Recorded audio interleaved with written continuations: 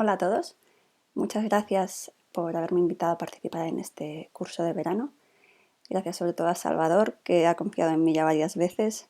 Lamento mucho no poder estar ahí con vosotros, pero bueno, es que estaba pasando un periodo en Canadá y justo ahora estoy volando de vuelta a España. Mi nombre es Teresa Ferreiro y he querido titular a mi parte de la mesa redonda Abriendo puertas frente al cáncer de mama, porque como paciente o afectada o exafectada, ya no sé cómo llamarlo, me apetece compartir con vosotros, bueno, mi aproximación al cáncer y un poco otras maneras de vivirlo, ¿no? Aparte de la tradicional y de la que ya conocemos, porque de esta ya nos habla todo el mundo. A mí me diagnosticaron cáncer de mama en el 2009 y yo tenía 36 años. Os podéis imaginar el mazazo que fue, porque seguramente muchos de los que estáis en la sala habéis vivido una situación similar y si no, pues seguro que conocéis a alguien. Hubo cosas importantes cuando me hicieron este diagnóstico.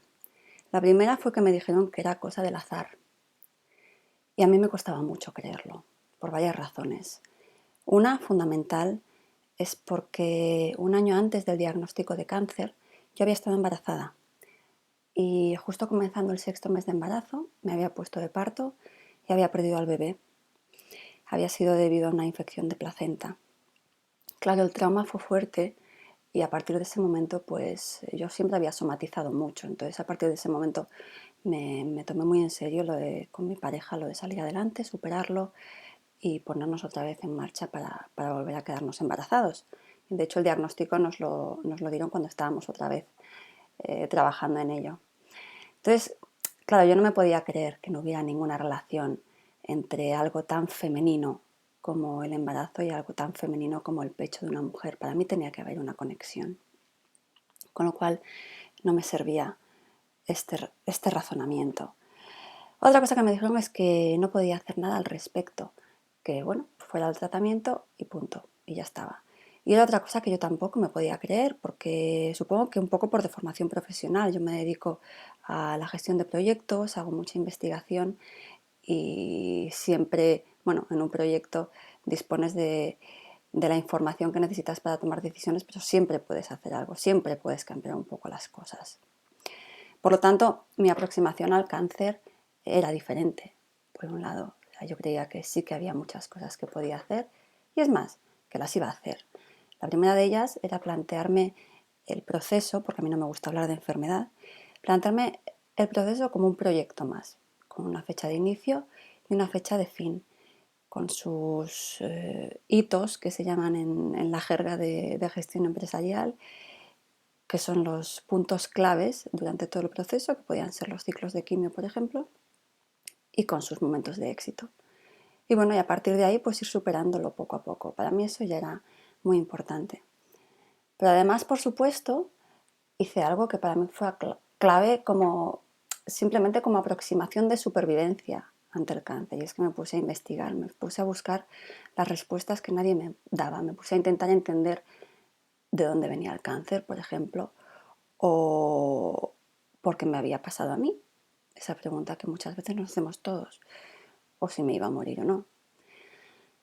En fin, muchas eran las preguntas y al final, después del tratamiento, una vez superado todo el proceso que duró un año y pico, pues acabé reuniendo todo el conocimiento que adquirí en un libro que escribí, que no fue algo premeditado en absoluto. Lo cierto es que lo escribí un poco como escapada hacia adelante, porque yo iba tan contenta superando mis etapitas de mi proyecto, con la investigación que iba haciendo, con mis terapias, luego os contaré en qué consistía esa investigación. Y bueno, y llegó un momento en que tocaba cerrar el proyecto, ¿no? Ya había acabado el tratamiento y se supone que volví a mi vida normal. ¿Qué pasa? Que me apareció un linfedema. Y al aparecerme el linfedema estaba tan enfadada que me tuve que poner a escribir para poder canalizar ese enfado. Y el libro pues se lo llevé a un editor y le gustó. Me dijo, este libro es importante, Teresa, tiene que salir. Y ahora precisamente, bueno, acaba de ser galardonada la versión en inglés que se titula I Have Breast Cancer, What Now? pues acaba de ser galardonada con un premio finalista en el International Book Award, lo cual, bueno, me llena de orgullo porque si consigo que llegue a más gente y puedo ayudar un poco más a las personas, pues fantástico.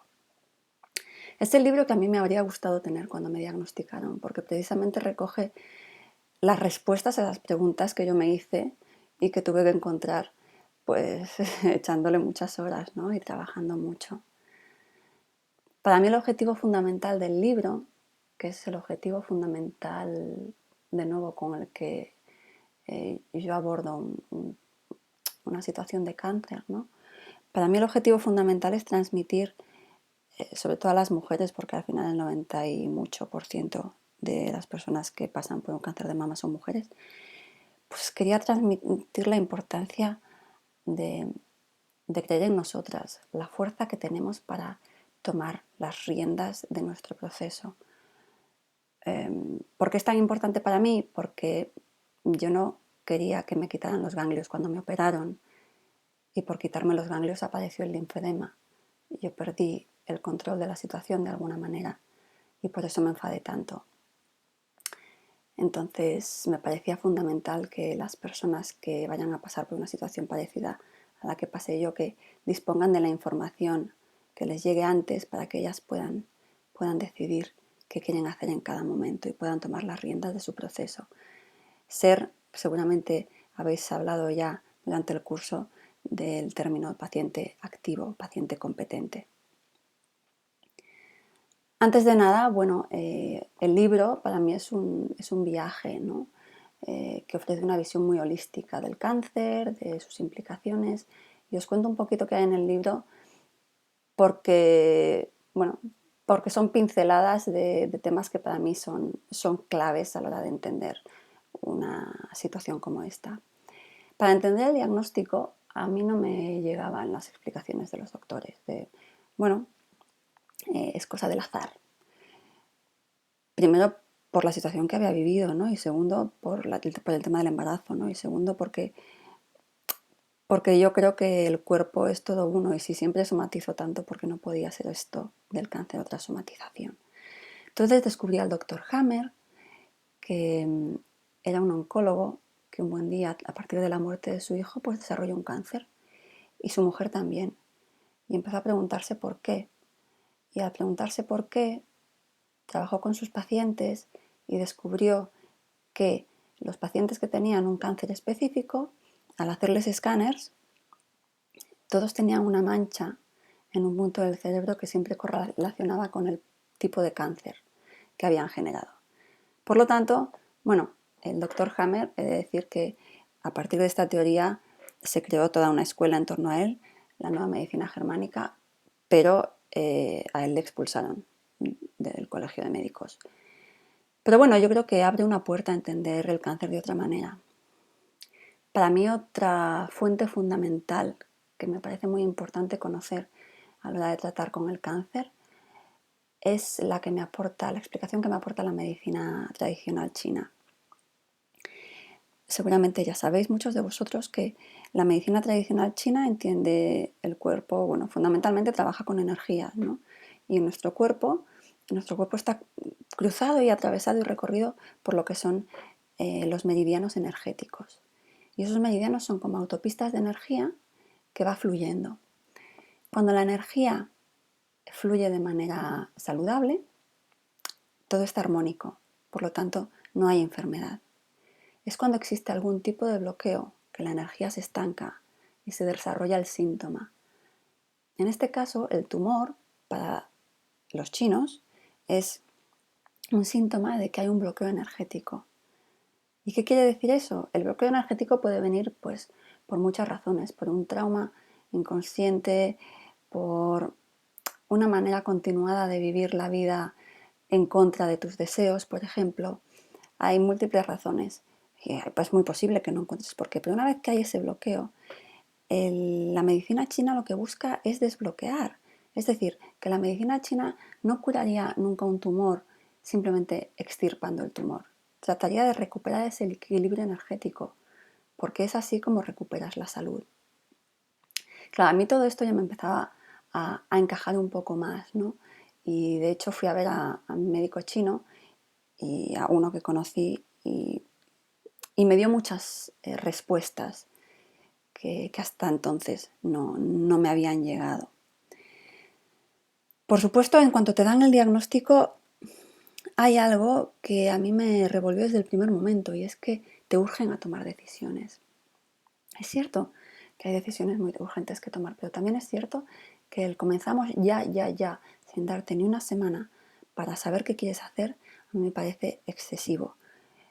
Creo y realmente animo a todo el mundo a que no corra a comenzar un tratamiento si no está absolutamente convencido de que lo quiere hacer, porque si necesita una semana más para pedir una segunda opinión o para lo que sea o para simplemente cerrar un trabajo que tenga en marcha o colocar a los niños como mejor pueda, me es igual, pues esa semana vale la pena porque siempre dará mucha tranquilidad.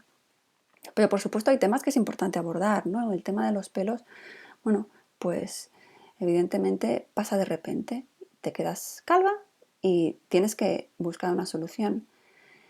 En mi caso la solución, bueno, fue gracias a unas amigas que trabajaban en la tele, pues pude recurrir a unas pelucas que no eran pelucas porque la peluca para mí no funcionaba. Entonces me hicieron una especie de pelillos con unos buffs y era pelo natural y me permitía pues sentirme muy natural y que respirara la cabeza, era algo muy higiénico.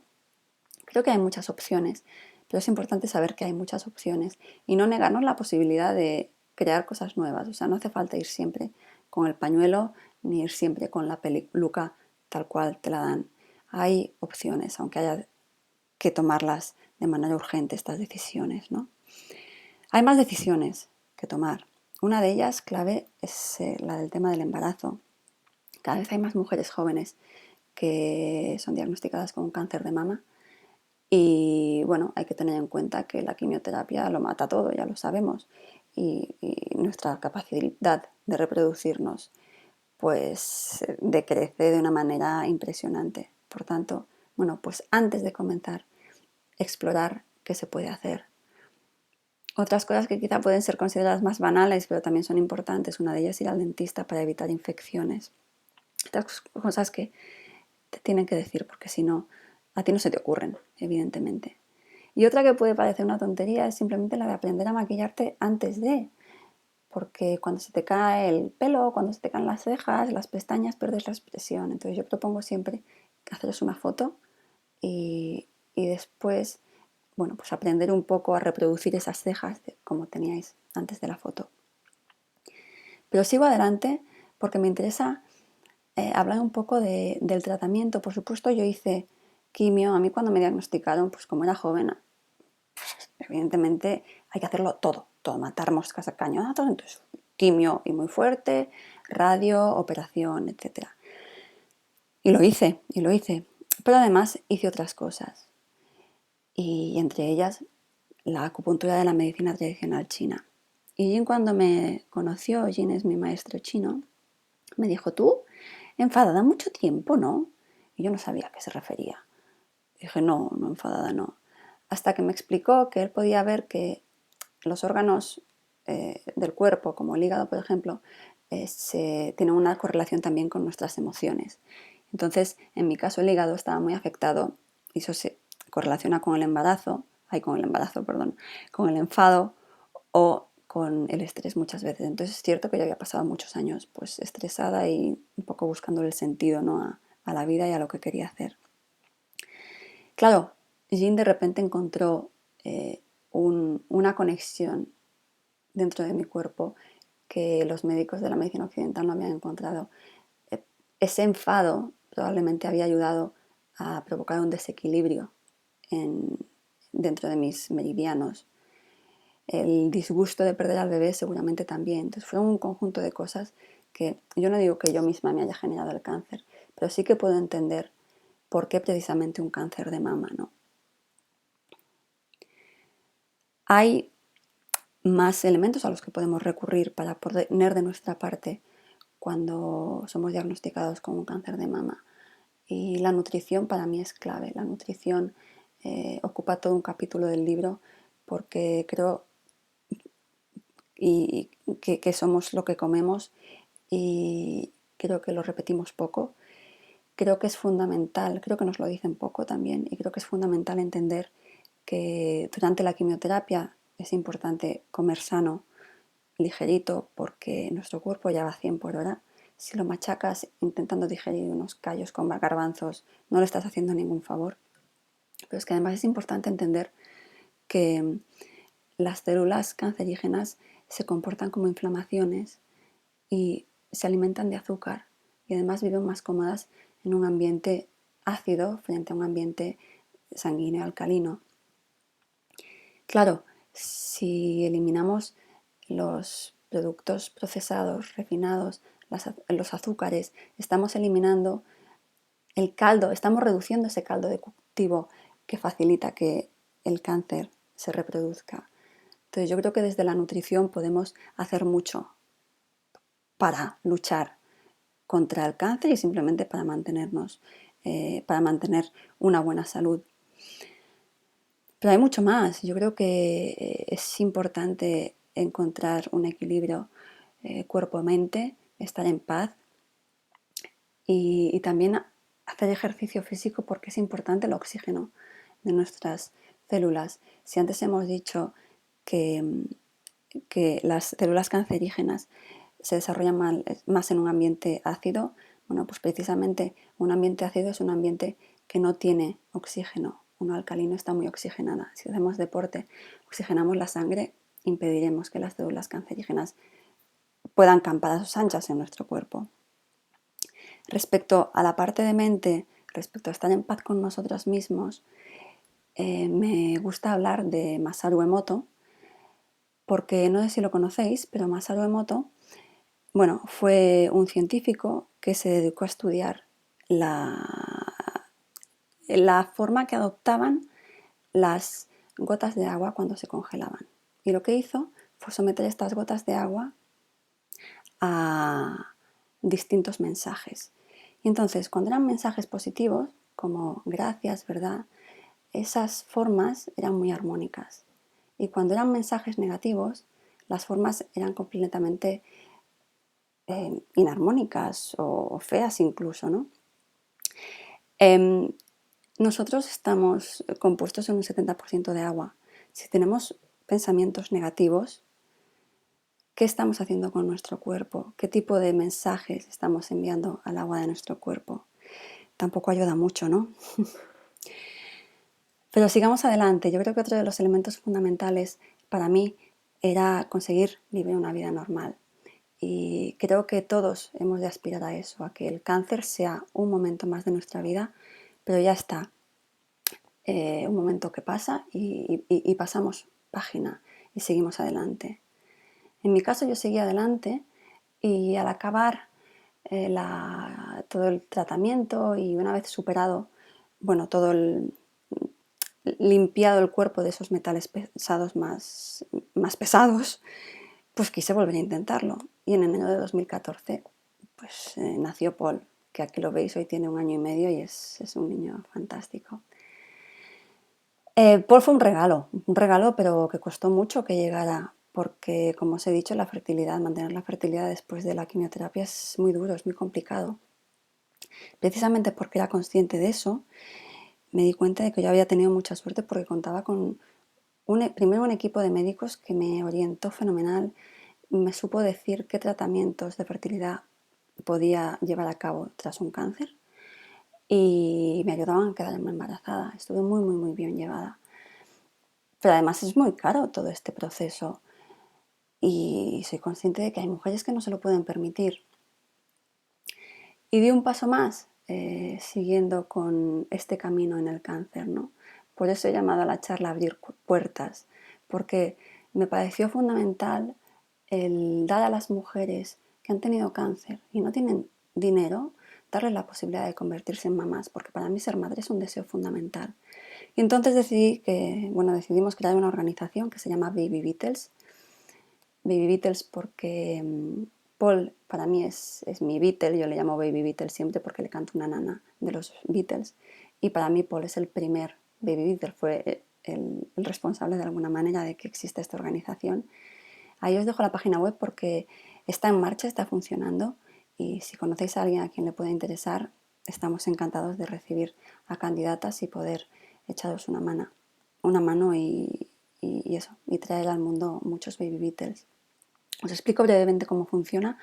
Simplemente recibimos solicitudes, hacemos una selección de los candidatos en base a unos criterios que hemos ya definido, seleccionamos el tratamiento que mejor va para esa paciente y después bueno, se establece un acuerdo con la clínica y al final de los 9 meses pues nace un baby Beatle. Sé que me estoy quedando sin tiempo, pero antes de despedirme me gustaría recoger un par de conclusiones, digamos, o aprendizajes míos al menos, a partir de toda esta experiencia de cáncer. El más importante es que tenemos la fuerza para decidir cómo queremos vivir nuestro proceso. Somos héroes y yo creo, pero somos héroes no porque superemos una situación de cáncer, porque todos somos héroes de nuestras vidas y todos tenemos la fuerza para tomar las riendas de nuestras vidas. Bueno, pues también para vivir el cáncer. Y los médicos no tienen por qué temer que podamos cuestionarles. No estamos cuestionando su profesionalidad, solo queremos entender y tenemos derecho a entender, a aportar, a discrepar incluso y a buscar juntos una mejor solución para nuestro tratamiento. En mi caso, por ejemplo, yo no he hecho terapia hormonal, no he tomado el tamoxifeno precisamente porque quería quedarme embarazada y mi oncólogo pues lo aceptó, estuvimos de acuerdo, se lo expliqué y gracias a eso está por aquí. Pero sí que es importante que nos responsabilicemos también de esas decisiones, es decir, es importante que tomemos las riendas, pero también es importante que sepamos que la responsabilidad de nuestra vida es nuestra. No vale ponerla en otra persona, en un médico. No es nuestro padre, no vive en nuestra vida. Nuestra vida la vivimos nosotros y si nos ha tocado un cáncer, pues nos ha tocado un cáncer, pero hay muchas otras situaciones en la vida en que vamos a tener que posicionarnos. Entonces, en ese sentido, para mí uno de los grandes aprendizajes del cáncer y de la vida es que nos responsabilicemos de lo que vivimos y de lo que hacemos porque la vida es solo nuestra y nos pertenece. Y precisamente porque nos pertenece, pues llegamos al tercer aprendizaje y es que nosotros elegimos cómo vivir tras el cáncer. A muchas mujeres les proponen la baja por medio invalidez o invalidez porque se encuentran un poco mal, porque tienen efectos secundarios o secuelas, porque están más cansadas. Y yo os diría que luchemos precisamente por lo contrario, porque no somos personas con unas desventajas, digamos, ni minusvalías. Yo tengo un linfedema y es pequeño porque me lo trato y porque me lo cuido, pero no quiero permitir que me traten como minusválida por eso, porque no lo soy, porque mi vida sigue siendo una vida normal y muy rica. Y bueno, pues a lo mejor si hubiera dejado decidir a otro, pues hoy no estaría aquí Paul como está y me hace muy feliz. Creo que nosotros no queremos tener cáncer de mama, pero también creo que si ocurre, que es importante buscar siempre su lado positivo. En mi caso he podido extraer como resultado del cáncer un libro que creo que está ayudando a personas, porque a veces me lo cuentan y eso es un gran regalo. Y también una organización porque he conocido una problemática que desconocía. Y esta organización Baby Beatles pues también ayudará en la medida en que sea posible a otras mujeres a conseguir su sueño de ser mamás. Nada más, muchas gracias por escucharme, si seguís ahí. Aquí os dejo mi email por si queréis escribirme, mi página web. Lamento una vez más no poder estar, pero bueno, sé que Salvador podrá responder a las preguntas que tengáis si tenéis alguna porque él me conoce bien. Que siga muy bien el curso. Un abrazo.